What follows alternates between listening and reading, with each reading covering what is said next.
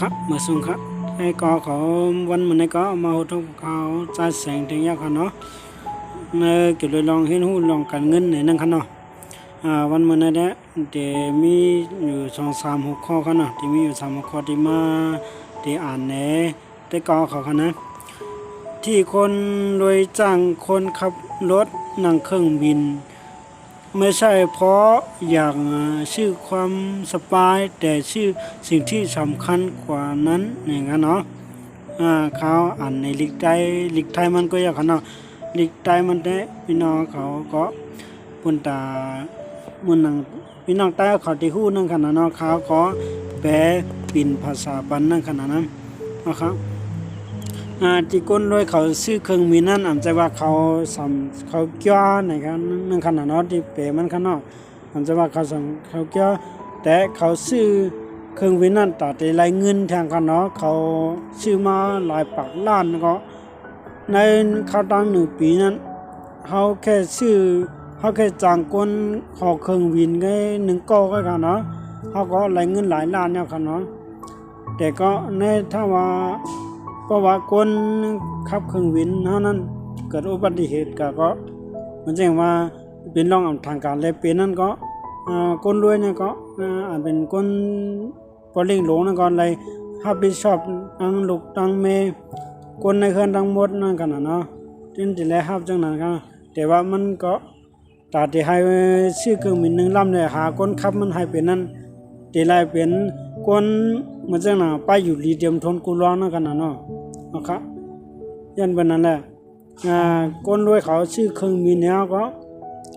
แต่ก็เขาก็เหมือนเสียงว่านั่นขนาดเนาะ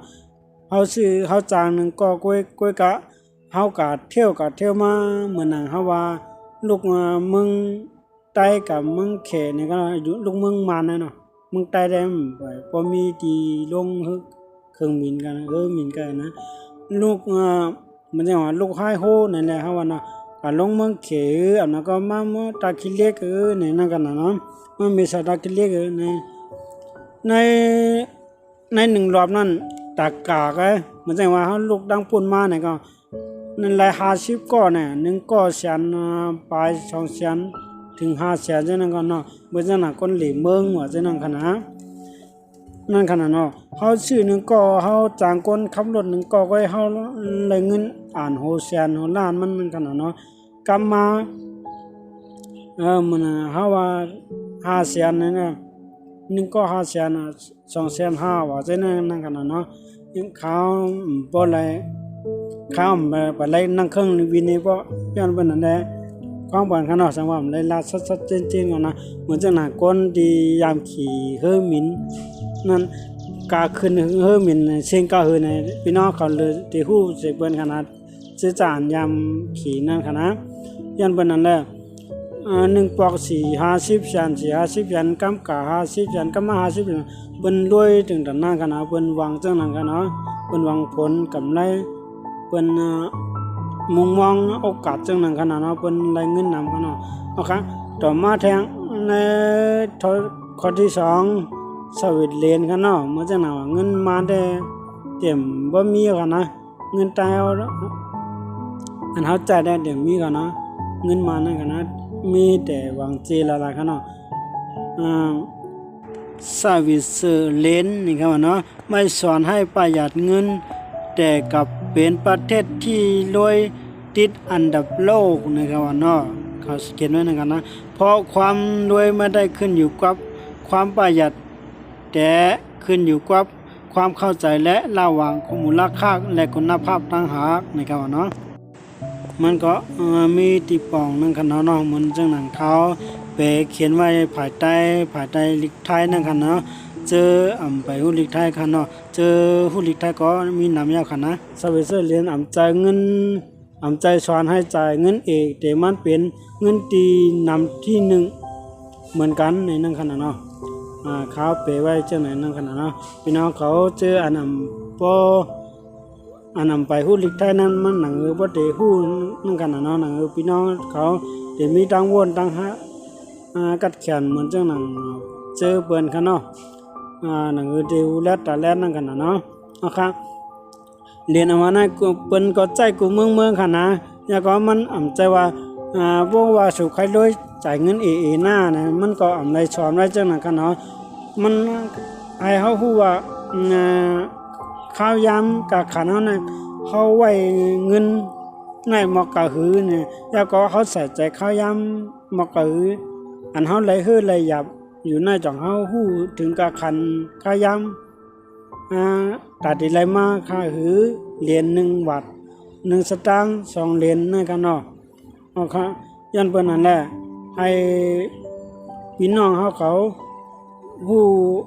เหมือนจังว่าให้ฮู้ถึงกะขันมันนั่นกันเนาะเหลือคือไรใครอยากตาตีไรมานั้นมันง่ายในนั่นกันเนาะไอ้พี่น้องเขาฮู้ไว้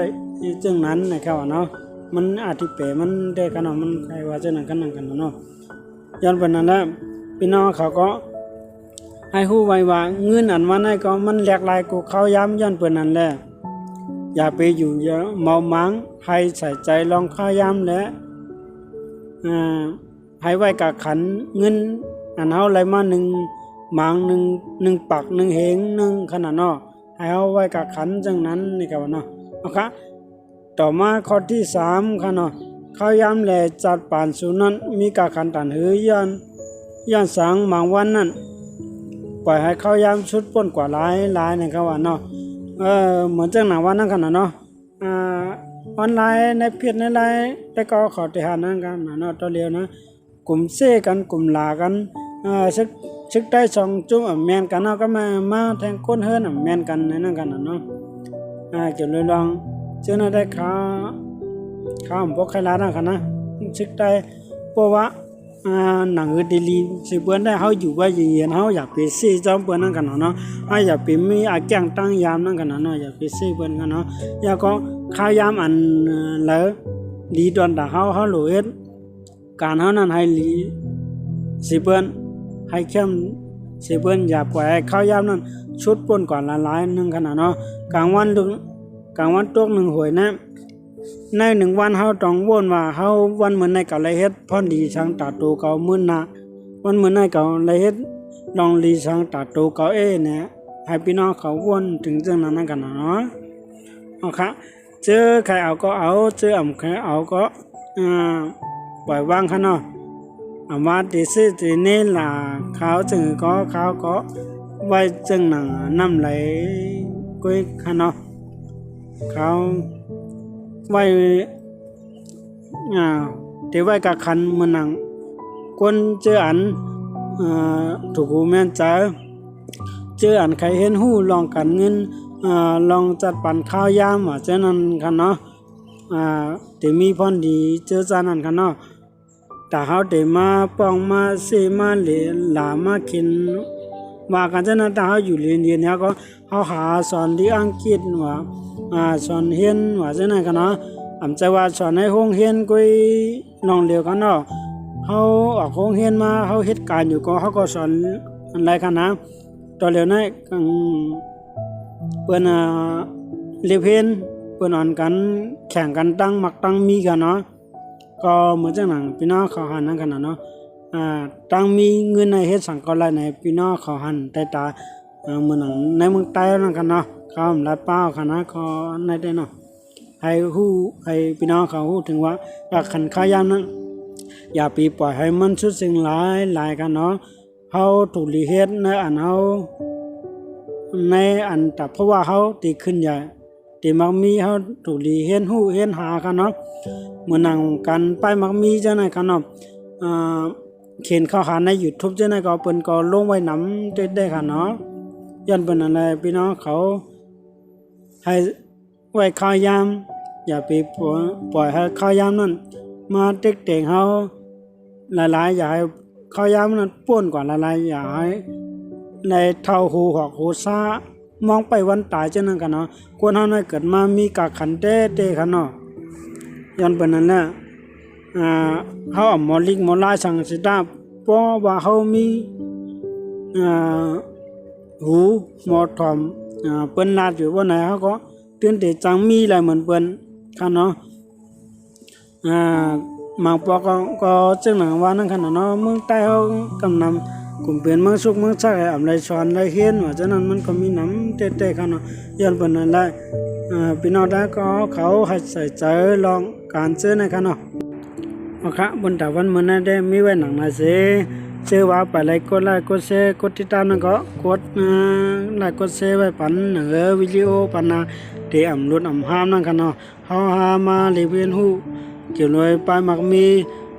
ลองปันแห้งใจว่าจะในจอมกันเนาะมือสูงตั้งสิงค้า